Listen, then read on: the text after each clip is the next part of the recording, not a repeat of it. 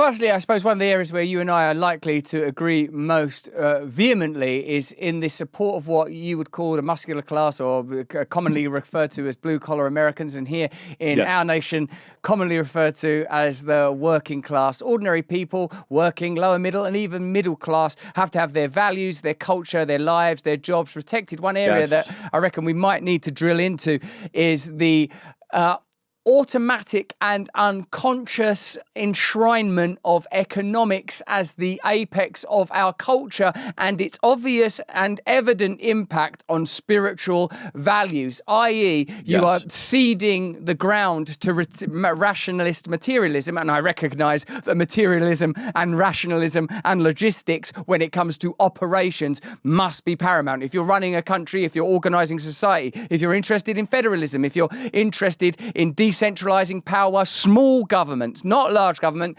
small government, but maximum people power, then you have to understand rationalism and materialism. But when we accept the language of economics as the language that we use, then in a sense we're ceding philosophical territory to those that believe that our true values are determined on a material spectrum rather than a spiritual one. I love your points about technology and tyranny, and precisely what we're confronted by now is the ability of those two resources to entwine and create a kind of impenetrable helix of power.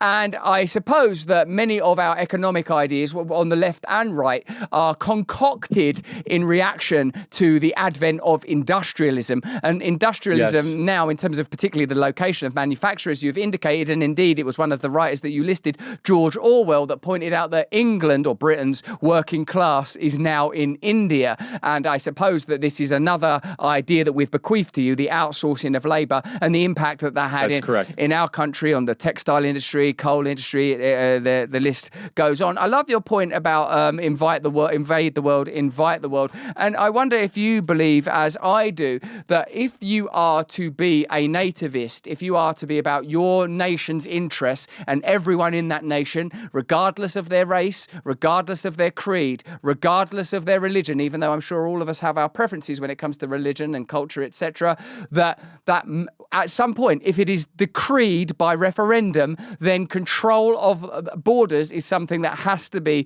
accepted. But would you say that, you know, if invade the world is the problem, is the solution stop invading the world, stop inviting the world, and you can't have one without the other? Yes, I think that in the current setting, absolutely. I think that the current life source of the imperial capital, which we call Washington, D.C., is every 9 months they need another country where they're dropping bombs, or another, regime change type of effort. And President Trump, again, I don't want to make this too much about Trump, but I will say, to his credit, there were no new wars, and he resisted interventions in Venezuela, Iran, many other places. And so why is that? I mean, it is a hallmark characteristic of a dying regime to care far more about abstractions abroad than the immediate concerns of your citizens. And then in a way that might be economically beneficial to the American ruling class, or it might be politically useful, not only do they want to go break stuff and really kill hundreds of thousands of people in far off distant lands, but then as a way, I think, it makes themselves feel better, then they want to bring them back to the country that they're supposed to govern. And that is bad for everyone involved. And I'll just use one example of a lesser reported. We all, in America, we all know the movie Black Hawk Down. Maybe you know it or not. It was all about the failed evacuation efforts in Mogadishu, Somalia, under Bill Clinton. And a helicopter goes down, and there was a huge firefight. And so we were involved in Somalia. It wasn't a war, but it was another kind of one of our half wars, right? Similar to like Gaddafi in Libya. We're kind of like half in, half out, which I never liked that, because it's like being half pregnant. It's either you go to war or you don't, right? That kind of spectrum has always been puzzling to me. But then we get really involved there, and next thing you know, we start importing tens of thousands, soon to be hundreds of thousands of Somalians into our country. And they have not assimilated well. And one of the most repulsive members of our government is Ilhan Omar, who never says a nice thing about the United States of America. And she's a radical left-wing, I don't even mean that. I don't want to make it too political in that sense. She's just like a revolutionary type where she wants mass immigration, and she is not, in my personal opinion, loyal to the United States. But that's the project, is that you invade, you get involved in certain disputes, and then you invite the people that you might have unsettled or that you have displaced. And not just in that area. We have over 120 countries coming across our southern border right now. In America, we have 15,000 people a day marching into our country. We don't know where they're from.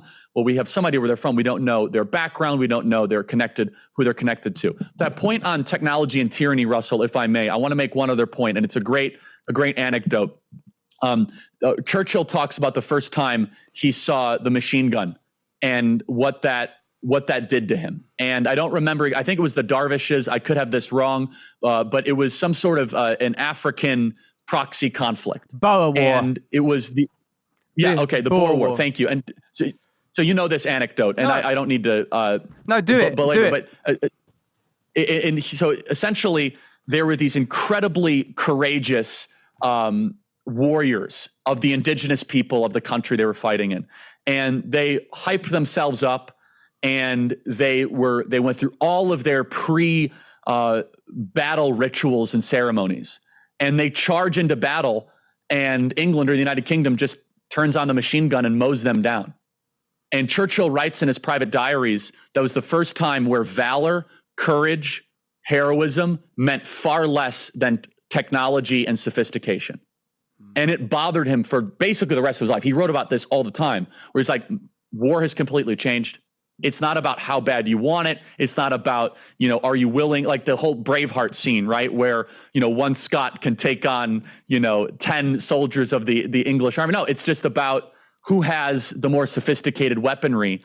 And then he talked about what does that mean then for the state and how that could potentially destroy people's freedoms. And so that's one of my favorite topics to explore, because we're really now at the intersection of technology and tyranny, a mass surveillance state, overly medicating the people. We are the most medicated population in the history of the planet in the West, the most suicidal, the most anxious, the most depressed, the least happy. And I think a lot of these things are connected, which is, have these technologies actually made us better versions of ourselves? Are we flourishing? And I'm more in the direction of no. I actually think these technologies that were supposed to liberate us are actually the handcuffs that are not keeping us free. Yeah, I generally agree with that. If you, like me, feel that there is a necessity for minimal intervention from any authoritative force, whether that's a state force or some kind of corporate power that acts as its proxy, whether directly through the imposition of legislature or just through the sheer scale of its influence, the kind of soft power that can be exerted through the globalist corporations that ultimately I consider to be using the veil of America to conduct their globalist projects. How would you, if you do believe in small government, be able to reduce the impact of, for example, the pharmaceutical industry, mentioning it as you just did, the sort of health crisis that they've facilitated, induced? What would you be able to do about big food's ability to ensure that people live on diets that are essentially giving them heart disease, diabetes, and cancer, without an interventionist state? How do you control the power of major corporations and their negative impact on the American population and the world population?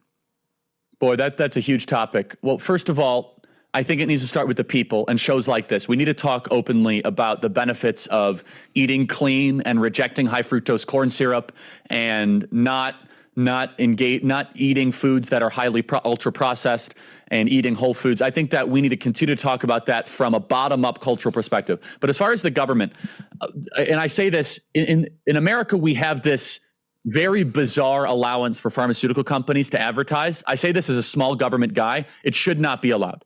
Pharmaceutical companies should not be able to run endless advertisements and be able to buy our media companies. That needs to be ended. And you saw, I'm sure, the video brought to you by Pfizer. I mean, they literally purchase airtime on the mainstream networks. And then as far as from a government perspective, I think that we need to, and this is interesting because It's actually a restoration of a small government principle, and I think you'll like this. Ronald Reagan made a massive mistake.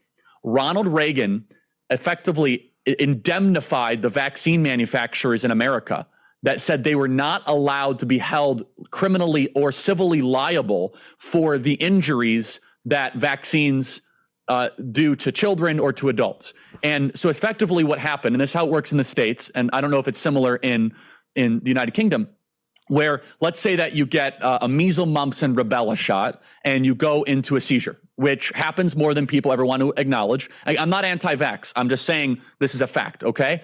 The way it works is then you fill out a form. It's called the Vaccine Adverse Event Reporting System, and all the claims are funded by the taxpayer. So the vaccine companies never have to touch it. So they have no liability.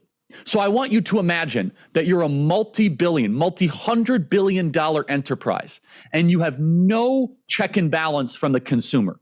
We wouldn't tolerate this with airlines, with banks, with credit card companies. Again, there's a little bit of moral hazard. We bail out those companies far too often, but just from a small government perspective, we have created a big government protection racket of the biggest companies that never have to answer for their products potentially harming the consumers. Now, the reason they passed it, Russell, was we need to increase our vaccination rates and we need to protect these companies. And my answer is, but if the product itself is truly safe and effective, then you shouldn't be afraid of the claims that are coming after you in court.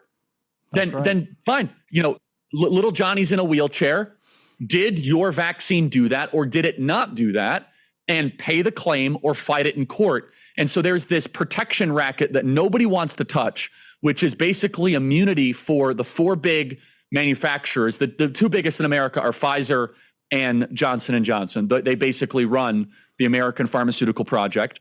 And if right now I went and got a COVID shot and all of a sudden I dropped dead, or if I had lasting health effects, I cannot see Pfizer in court at this moment. Now, there's a little workarounds that people like Del Bigtree and others are trying to be able to finally get them to be able to held accountable. But so to answer your question, Russ, what would I do? The first thing I would do is I would say you no longer get special taxpayer-funded protection as a pharmaceutical company. Hey, thanks for watching. If you want to see more uncensored content where free speech can flourish, join our live stream. Click the link right here to watch the next video if you want to, or become a member of a growing movement. Download the Rumble app and you'll be informed every time we make a new piece of content. Stay free.